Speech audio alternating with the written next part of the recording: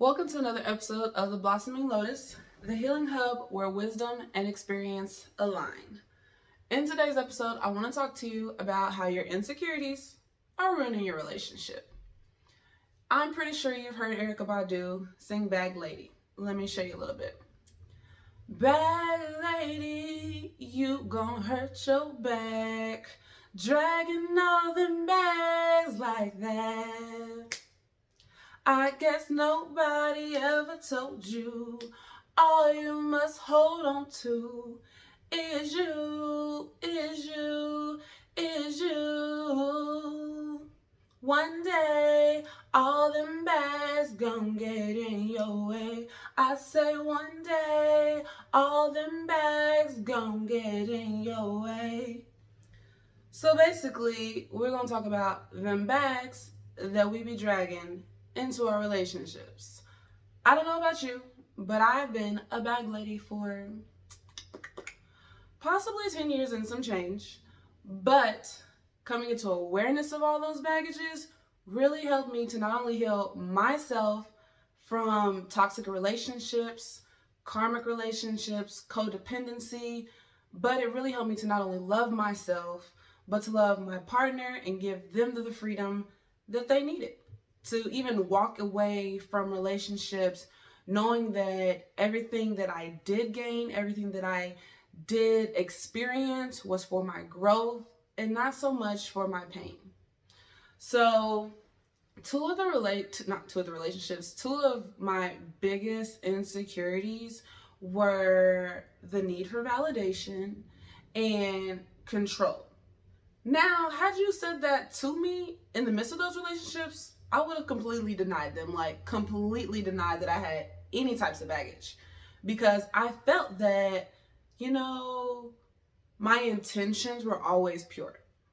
I felt that where I needed validation was me actually trying to create input and engagement, not so much relying on somebody else to confirm what I already felt, to confirm what I wanted. I wasn't looking at it that way.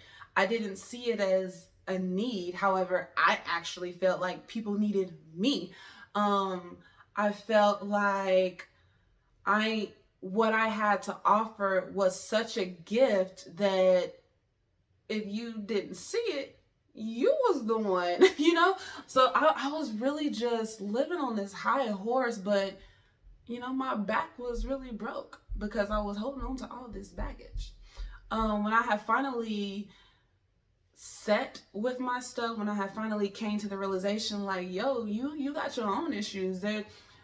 Well, let me go back. So I feel like it really started once I realized that I couldn't change or fix anybody. So being a healer, being a light worker, there's just this, we're going to call it some baggage because, in a sense, that's really what it is. But there's this desire, this sense of obligation that you have to heal, that you have to fix people. And for me, a lot of times it started with asking people their goals, especially going into relationships. You want to know what they're about. You want to make sure that they have a vision. Well, for me, once I got hold of that vision, once you expressed it to me, accountability just kind of kicked in. And so where controlling had kind of fell into place was I would see somebody doing something. I'm like, well, that's not really going to get you where you want to be. So let me say something. Let me put in my 2 cents so that way, that's not going to get you there.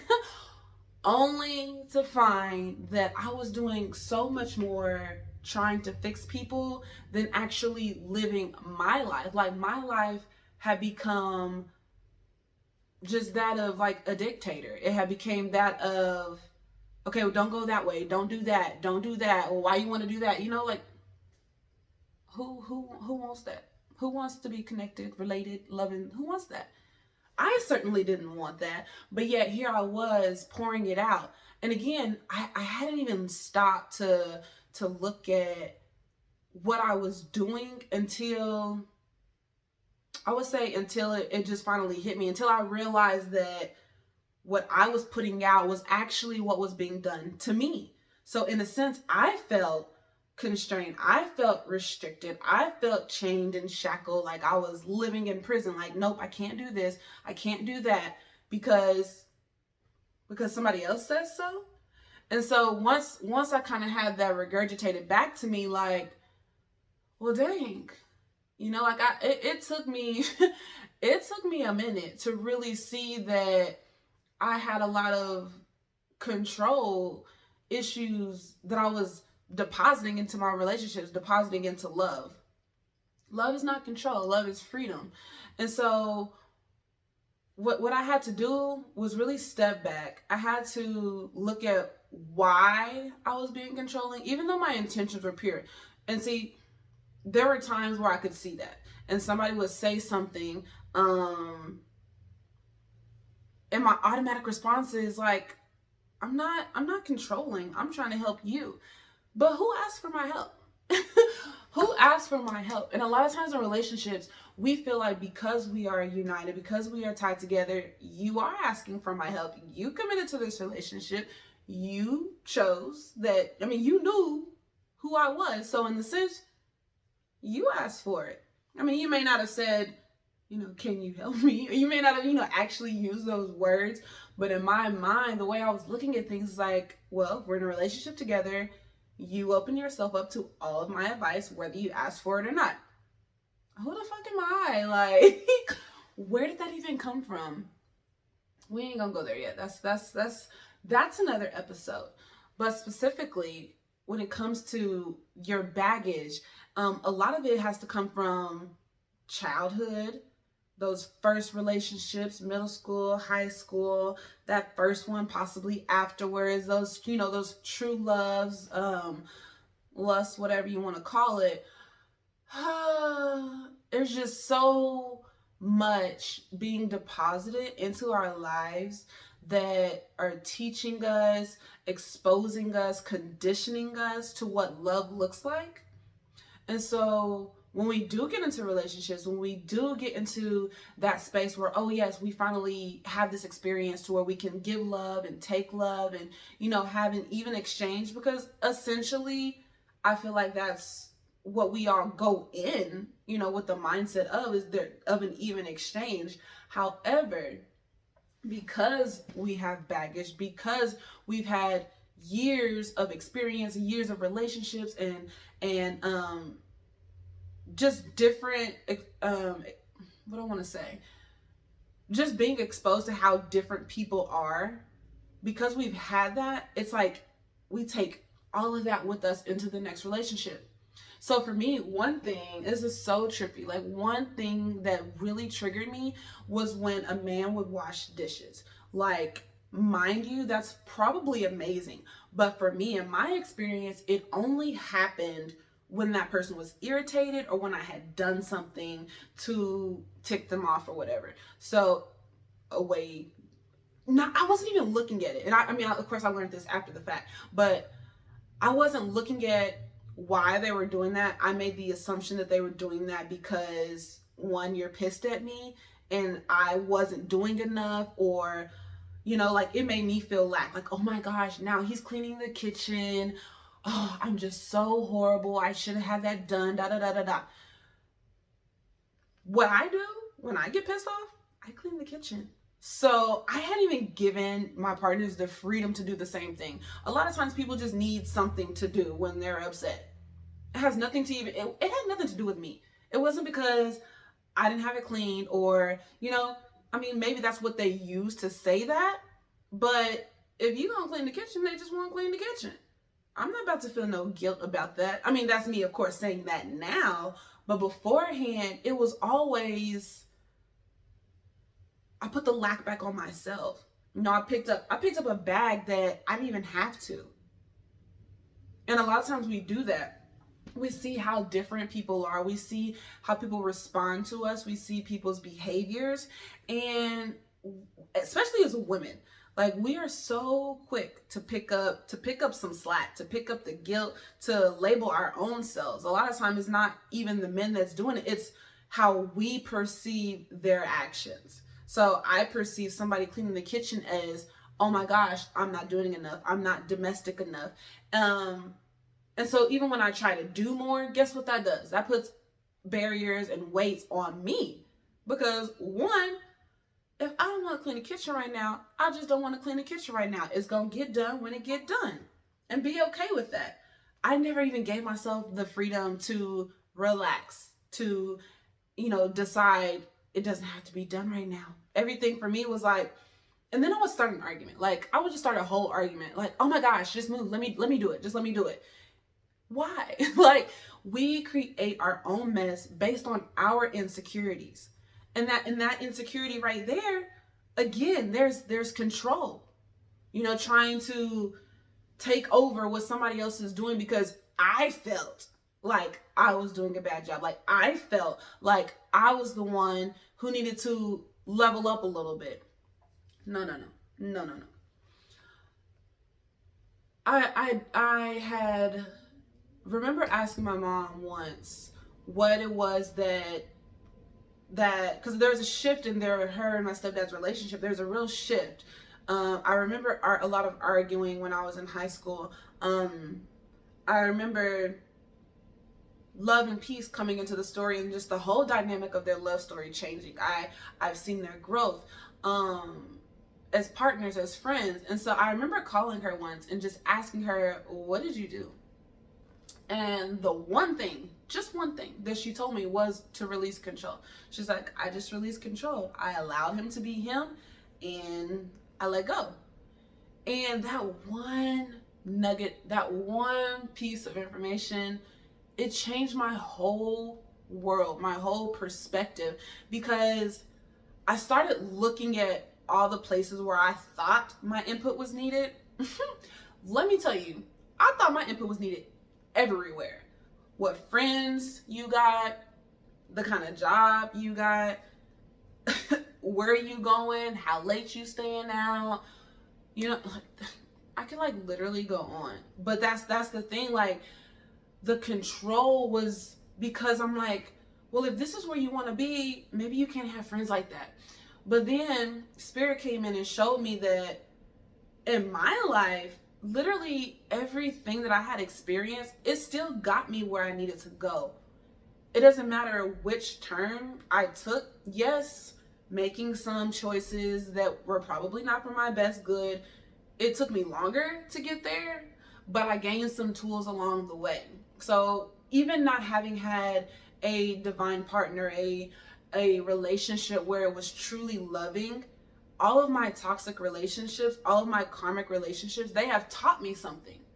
So had my parents or family stepped in and said, no, don't do that, or don't marry this person, or don't venture out, don't leave church, had they kept putting the no's on me, one, it would have created distance between us. It would have created a lot of friction, but also it would have kept me from learning so much, so much. So being able to see how my mistakes and how my negative choices still brought me to center, it really helped me to see, well, allow them to stay out late if that's what they want to do. Allow them to go work that job that's just going to be stressful, and the coworker, if that's what they want to do, allow it. Because guess what? They have to learn that for themselves. They have to be able to come into their own awareness, find their own healing. Not only that, if you are that divine person in the relationship, allow them to have experiences to bring to you, versus you trying to dictate what's done, how it's supposed to be done. That's just not how love flows. Again, it creates a lot of friction in your home. It makes it to where your partner doesn't want to talk to you. Do you know how many times I'm just because I feel like I'm the easiest person to talk to. But I have had literally every partner say that the exact opposite. And I'm just how? You can't talk to me? How? Why not? Well, because Candace, every time they come to you, you got something to say. It can't just be them sharing an experience. You're always trying to figure out how to fix it. Fix. I had to realize that, damn, the only person that I can truly fix is myself. So control was a really big insecurity for me. But a lot of that also came, again, like I said, from childhood, as far as that's just the parent child dynamic. Your parents tell you what to do, what not to do. However, for them, and I'm coming in again, this is because I'm a parent now, so I'm seeing a lot of things differently. I'm seeing that, okay, that was said to protect me, to create a boundary, for safety, not so much so to prevent me from being, to prevent me from living and existing, to prevent me from creating. No, because had somebody told my parents, well, if you do this, then she's not going to be as imaginative and as creative, and that artist in her is going to die, like, surely there would have been some change of thought. But a parent's mind is, I want to protect you. I want to keep you from making mistakes. That's understandable. But we come into adulthood with that same mindset, we're going to have some problems. Because nobody wants to marry their parent. I mean, surely there are people, but, we'll just pray for them. But initially, you want a partner that's going to be accepting of you, that's going to allow you to be, that's going to love you as you are.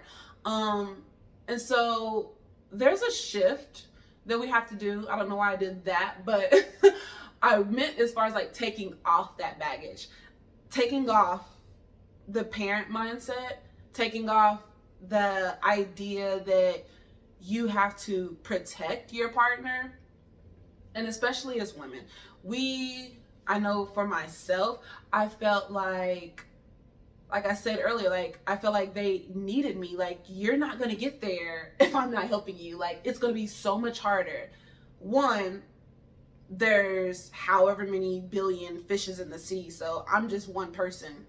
Okay, you don't really need me. Nobody, like, needs anybody, okay?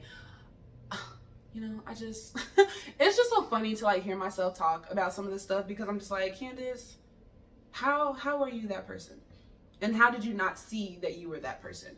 Well, because I also needed validation. That was my other insecurity that was just so major. I needed a lot of validation. Most of it was because being artistic in my childhood, oh my gosh, like, I wrote all the time. I was like one of the top readers. Like, art was everything to me. I expressed everything. I had scholarship opportunities. I had my work published in so many different things. But because of, raising up in a single parent home, a lot of that stuff we weren't able to follow through with. We weren't able to see where that next step would take us. So for me, it felt like, okay, well, you're not that good. You're not, you're not gonna make it. It's just, you're just a kid. You're just not gonna make it, Candace. But I've been a writer for however long, since I could write, since Hooked on Phonics started working for me. I've been this artist, and because my lifestyle didn't allow me to flourish the way that I thought I should, those limiting thoughts started coming in. Well, if we can't pay for that, then maybe that just means I'm not that good enough. If we can't, make it out there to go see what that college is talking about, well, maybe that just means it's not, it's not for me. Maybe I really don't deserve that. And so I just started putting on my own bags. I really feel like we don't realize how many of the bags we put on, because anybody can say anything. Anybody can do anything, but it don't mean shit if we don't pick it up. You know what I'm saying? And we pick up stuff. I've picked up so many labels. Like, I picked up so many unnecessary suitcases, whatever. And just kept walking like, like the strength of a woman. Like, I'm just Wonder Woman. Not realizing all the pain I was putting on my back. Like, I needed validation to speak, because one, again, in my childhood and going into my youth, I didn't validate myself as a writer. So when the words came out of my mouth, I was always uncertain if it was good enough, or uncertain if it was right. So, well, what do you think about this? Or how about this idea? Or, oh, how about you just choose? When all the time I should have been able to say what I wanted, how I wanted it, but I needed help. I needed help to talk. I needed help to speak and even understand myself. I felt like somebody outside of me could tell me who I was. If I knew something, if I felt something was going on, I had to go dig, I had to go get research just to know. Why wasn't my intuition enough? Why did I have to go through phones? Why did I have to go become Inspector Gadget and Secret Agent Sherlock Holmes and whatnot? Why did I have to do that?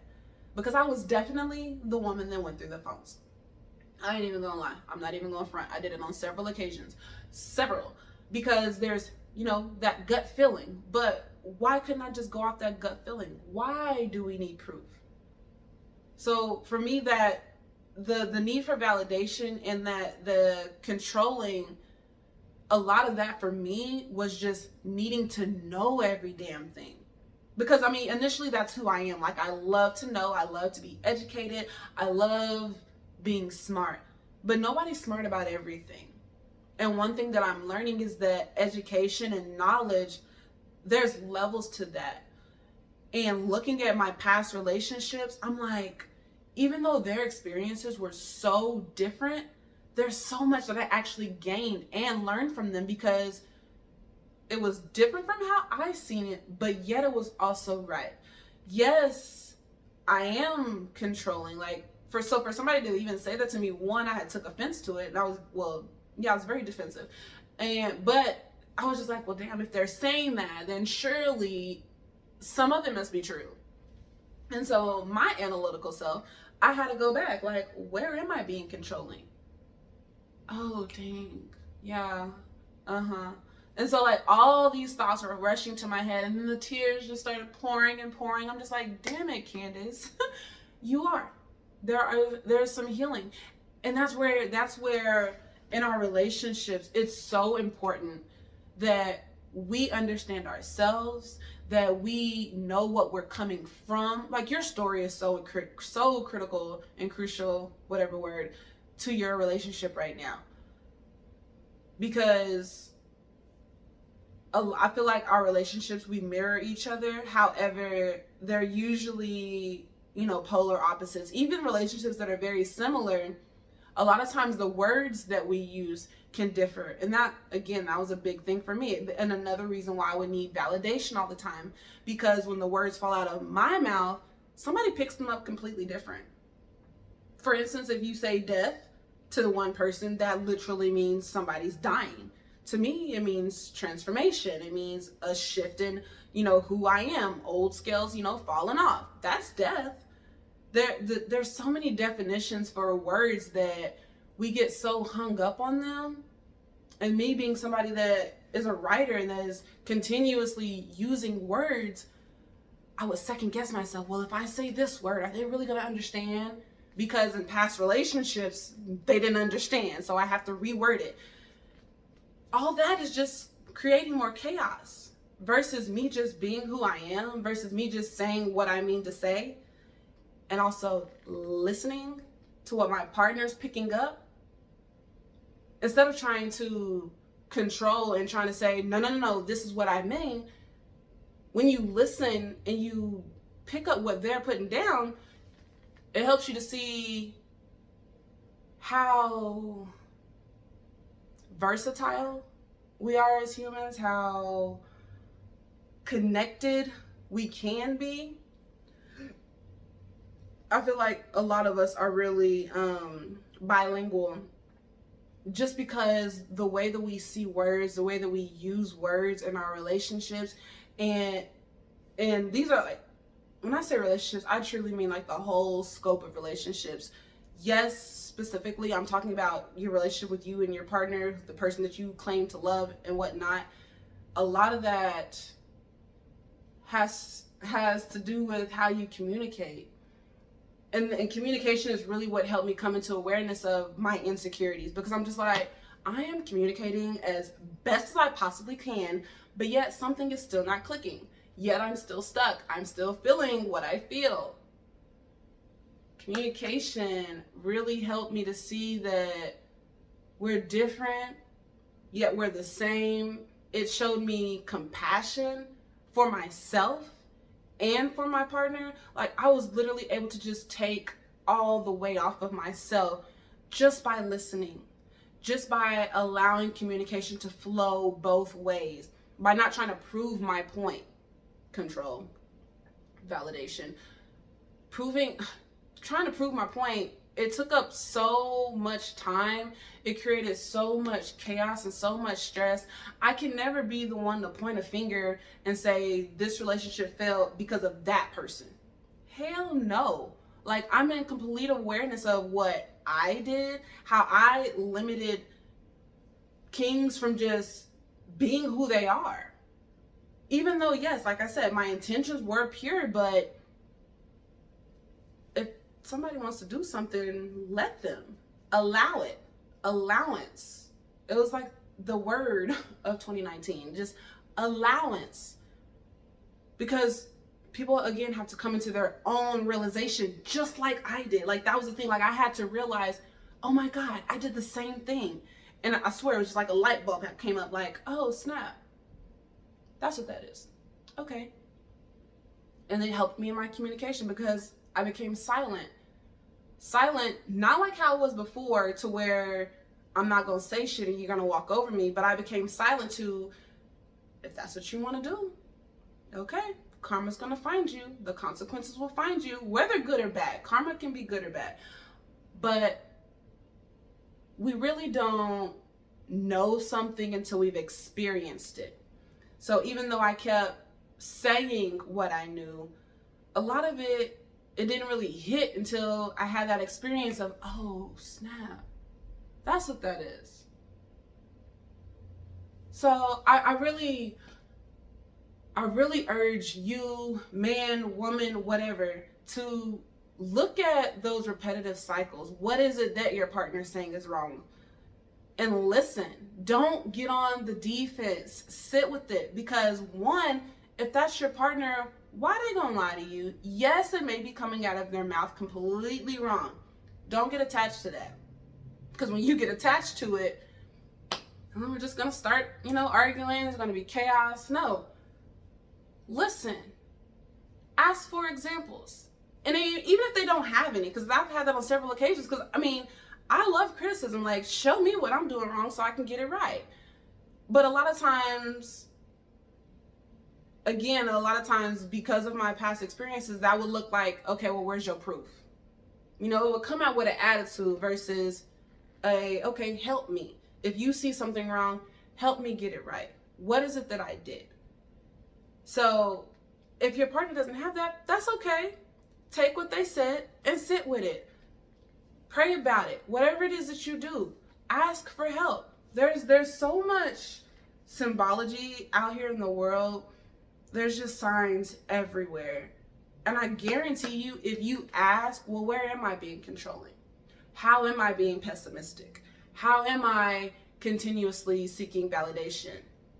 Because I'm telling you, in our culture, codependency, it just keeps going on and on and on. And that's not something that I want my children to really have to experience. Not that I'm going to keep, no. I'm not going to be that person. But I'm going to allow it to happen. And then when the lesson comes up in your face, let's talk about it. Imagine our relationships being like that. Imagine your partner being able to come to you and say, I did this, and this is how it turned out. Whether it was a win or a loss, even that loss, that's something, that's substance, because now you know better. Now you'll do better. Hopefully. It might take a couple times, but guess what? It was the same for us. Like, it was the same for me. Like, it took me 2 marriages to get my whole life together. At least I think so. But I can guarantee you that I'm not going to step into another relationship carrying the same baggages. Why do I keep saying baggages? The same baggage that I did before. Because I've done wrong. It was allowed. I was allowed to mess up. I was allowed to fall. And because I did, now I know better. So put those bags to the side. You don't need those. Like, share, comment below. Let me know what you're going to do. Let me know some of your insecurities. Let me know how you even feel about this topic. And let's talk about it. Let's heal together. We need it.